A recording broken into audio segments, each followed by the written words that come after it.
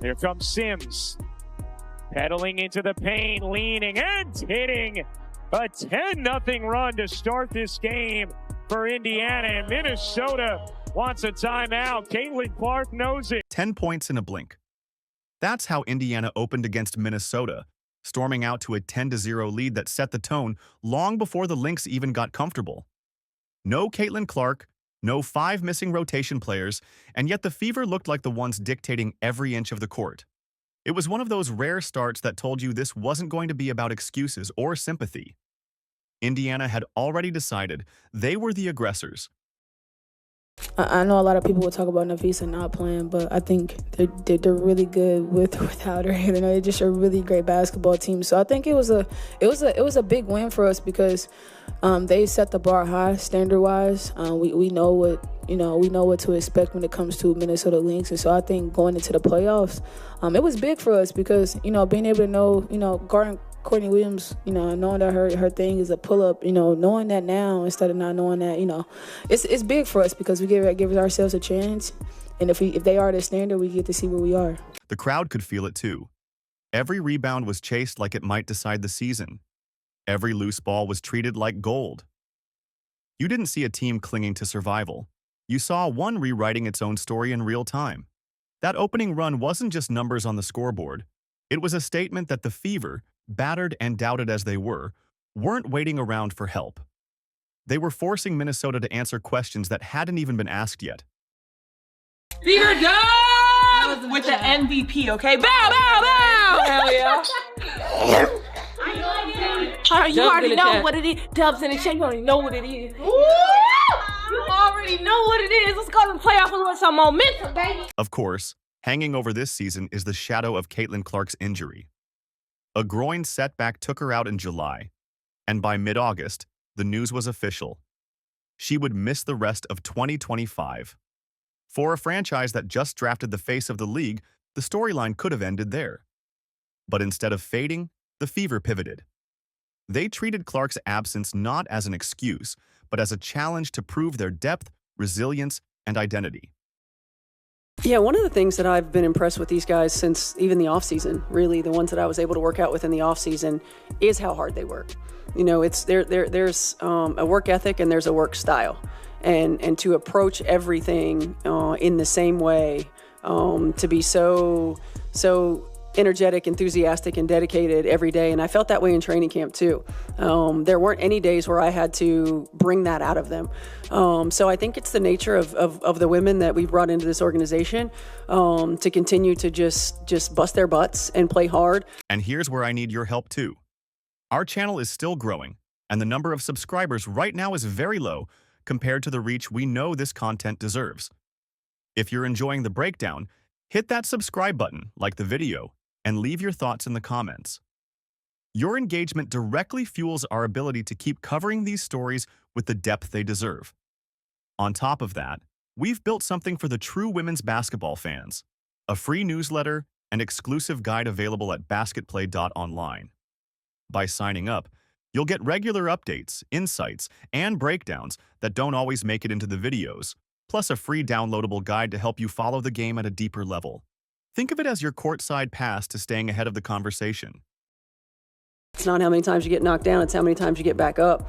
And, these are things that you have to go through. I often say there's no substitute for experience, and the experience that these guys have had to have to continue to reinvent, to have to continue to find different ways to get back up and to play through some different struggles is not just paying us dividends this season, but as far as what it's doing for our culture, it's going to pay dividends for many years to come. Most teams lose a superstar and immediately tumble into damage control. Indiana did the opposite. Coach Stephanie White hammered a mantra that spread through the locker room like wildfire: be where your feet are. That meant no staring at the empty locker, no wasting energy on what-if questions, and no excuses. Instead, the staff got creative, bringing in hardship signings to plug real gaps. It looked like desperation on paper, but on the floor it became innovation.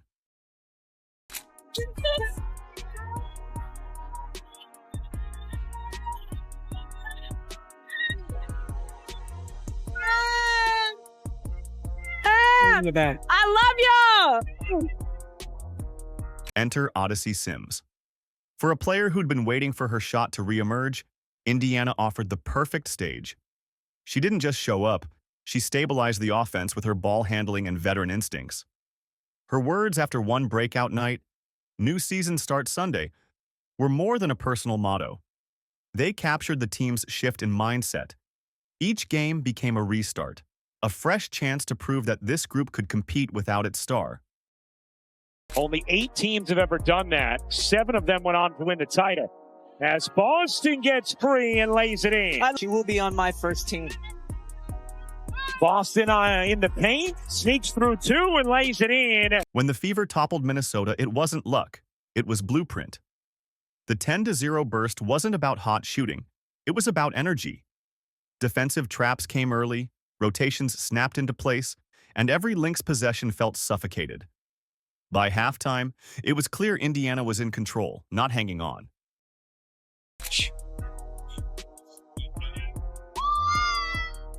Here's Boston off the steal, coast to coast, and in for 2. Here comes Sims. A little hop. She took it inside the arc. Boston able to finish. Looked like she was getting hugged, but was persistent. The defining quality was relentlessness. Veterans snatched rebounds like they were protecting family. Bench players dove for loose balls as if minutes were currency. And whenever Minnesota pushed back, someone in a Fever jersey stepped up with the right shot at the right time. That's how you know a team has shifted from "let's survive" to "let's dictate." Williams. Turner finds the cutter. Sims using the window on a really nice pass. Every contender needs a central gear, and for Indiana, that's Kelsey Mitchell. Known for years as a scorer, this season she's transformed into the heartbeat of the offense. 20-point games have become routine, and she's setting franchise records in the process. But the real growth isn't just in numbers, it's in composure. Her 8th game with the Fever in their ever-expanding roster because of their injuries. Williams went for the steal. Powers sticks the jumper from 3. That was the clear side of the floor, and Natisha Heidemann read the defense beautifully. Howard, good position on the interior. Draws 2, kicks it out. Powers, you bet! Back-to-back 3s from Aerial Powers. Caitlin Clark, euphoric on the bench. Traps come earlier now. Defenders hedge harder. And still, Mitchell reads it, reacts, and punishes mistakes. Sometimes that's with her own jumper. Other times, it's by swinging the ball before the double arrives, trusting a teammate to hit the shot. That balance, between demanding the ball and sharing it, is what elevates her from dangerous to indispensable.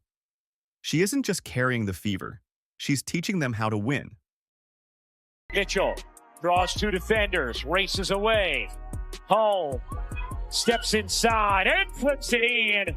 Really patient.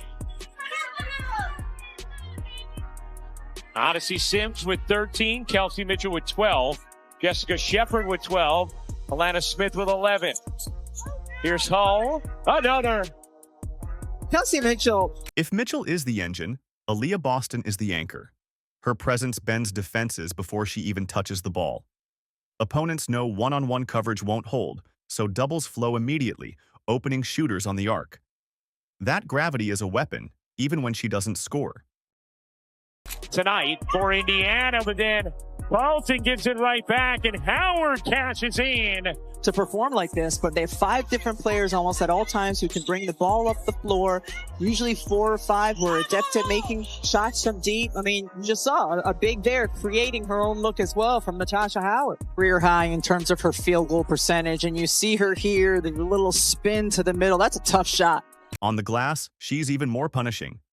Every board she secures robs opponents of momentum and gifts her team second chances. And when she initiates offense from the block, dropping passes like a point guard in a center's body, Indiana looks unstoppable. Boston's evolution is more than stat sheets. It's the culture of reliability that others lean on.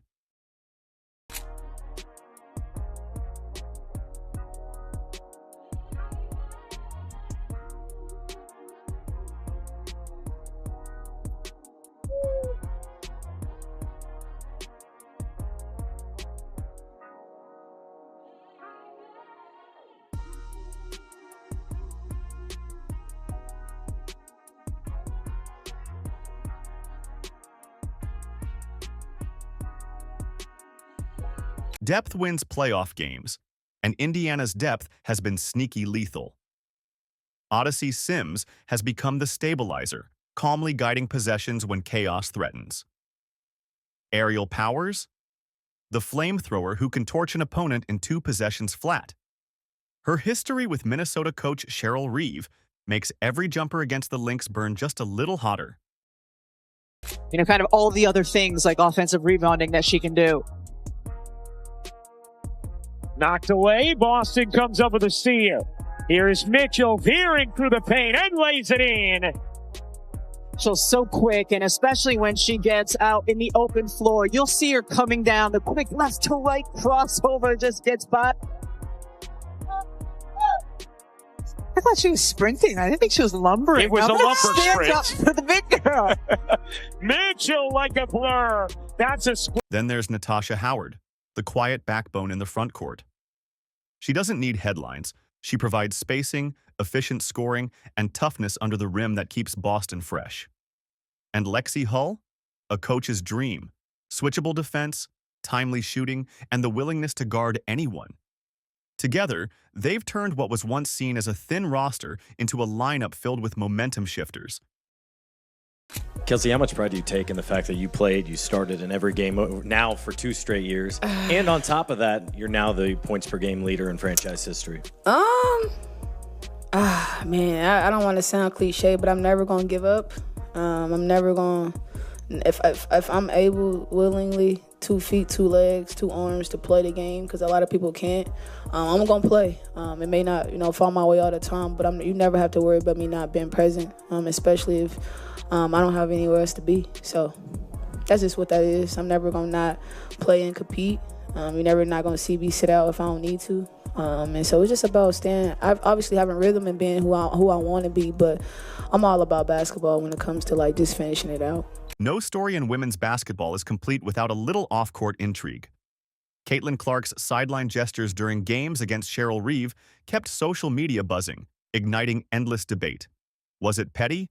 Was it competitive fire? Whatever side you land on, one thing's certain, it kept the spotlight blazing. Up on that, Odyssey, you've played against Kelsey a lot, but now that you're her teammate, what stands out to you about her scoring and the way she goes about working on things like that? Bucket, instant offense, try your best to keep her in front, trap, that doesn't work, hard heads doesn't work. You just gotta play as hard as you can just to really keep her in front of you. Seriously. A lot of people say, it's a fact, but you ask who's one of the toughest guards, who's one of the hardest guards to guard, she's definitely number 1. I appreciate that. Hands down. But here's the truth. The Fever's rise isn't about feuds. They're not winning games because of internet chatter. They're winning because of rotations, execution, and belief. The noise around them might make the headlines, but inside the locker room, it's fuel at best, distraction at worst. And they've learned to treat it as background music to the real performance. Here's Mitchell trying to find an angle and does. Just serving it in with the left hand. Aerial Powers made a big impact off the bench in the first half. Here's Mitchell, open 3. It's good. It's easy to call a single game a fluke. But the Minnesota win wasn't just a W, it was validation. Validation that the blueprint works. Validation that energy, discipline, and trust can offset missing stars. And most importantly, validation that Indiana belongs in the playoff conversation.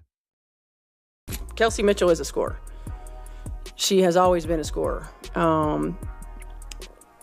For her to not just do what she does well and do it in an efficient manner, but then to take on playmaking abilities for her teammates, I think has really expanded her game a little bit and really showed what she's capable of doing. And by the way, we've had to put her on sometimes the best perimeter defenders or best perimeter offensive players, especially the ones that are in ball screens a lot. So we continue to put more on Kelsey Mitchell's plate, and she just continues to rise to the challenge. So I'm incredibly proud of her. She's been through the ringer. and in this organization, and she deserves to continue to elevate her game in the way that she has, and under different circumstances. So I'm proud of her. She's carried us. That's why the start mattered. That's why the closing stretch mattered. Those possessions translate to postseason play, where margins shrink and mistakes multiply. The Fever didn't just survive the Lynx, they showed they could impose their will. That's the kind of performance you pack in your bag for the playoffs. It's not stuff you see on the scoreboard, and that's what everybody cares about, what's only on the scoreboard. But I think in order for us to be who we need to be for a playoff run, like the rebounding, knowing who we're guarding, like not having like live ball turnovers was kind of like, it was pivotal in that third quarter. And so we got gut checked because it could have easily flipped the other way. But I think you see our growth.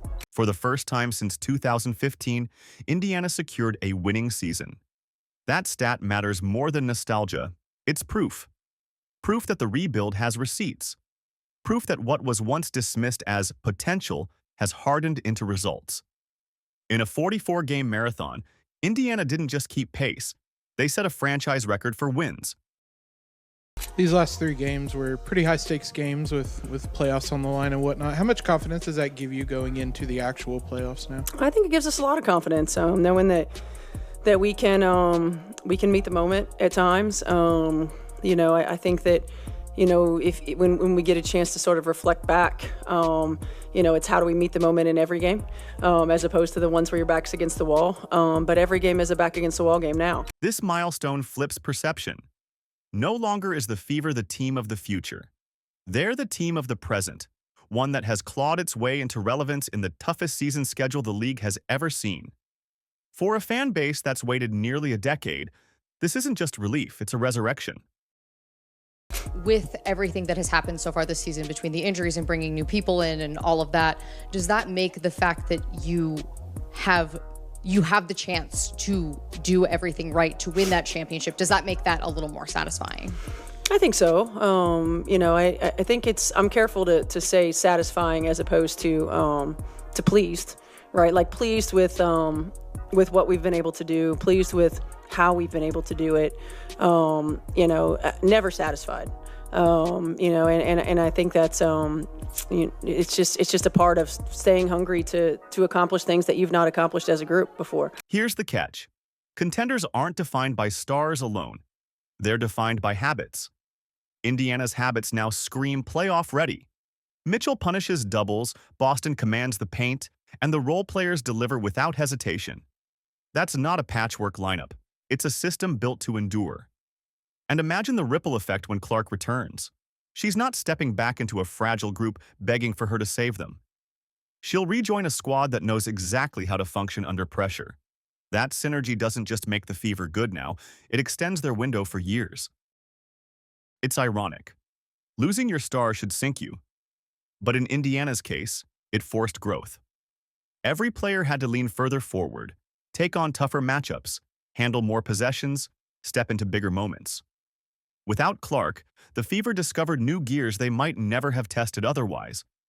When she returns, those lessons don't disappear, they compound. Now you've got a superstar plugged into a roster that has already proven itself. That's how windows open, not by planning, but by surviving storms that should have ended you. Indiana's storm became their spark. Playoff basketball is about math. Possessions get shorter, defenses get sharper. Every mistake feels like a dagger. That's where Indiana's new identity matters most. Mitchell can manufacture looks when sets collapse. Boston's gravity creates spacing when defenses clamp down. And the supporting cast, Hull, Sims, Powers, Howard, make you pay if you overcommit. That versatility turns Indiana into a playoff riddle. Do you trap Mitchell and risk Boston feasting? Do you pack the paint and watch shooters go wild? Do you trust your bench against theirs when Powers or Sims is cooking? No easy answers. That's how underdogs become bracket breakers. After the Lynx win, Kelsey Mitchell didn't brag about points or highlight reels. Instead, she turned to her teammates and said, "You've seen our growth." 4 words, but they carried weight. Because this season hasn't been about one player, it's been about collective evolution. That's the power of leadership. Mitchell reminded the locker room that every bump, every adjustment, every unexpected hero has built into something bigger. Those words crystallize the difference between Indiana of the past and Indiana now. They're not waiting to be respected, they're demanding it. This season was supposed to be about setbacks. Instead, it became evidence. Evidence that the Fever could withstand injuries, rewrite their identity, and walk into the playoffs as more than just participants. It's the story of a team that chose to believe first and forced everyone else to catch up. And now, I'll turn it to you. If you're fired up for the Fever, hit that subscribe button, smash the like, and drop your thoughts in the comments. It helps us grow this channel and bring even more in-depth women's basketball coverage straight to you. Don't forget, we also put together a free newsletter and guide at basketplay.online. Sign up today, and you'll get exclusive updates, deep dive analysis, and a downloadable resource to help you follow the game at the next level. Think of it as your all-access pass to everything happening on and off the court. Subscribe, sign up, and stay locked in. The Fever's story is just getting started.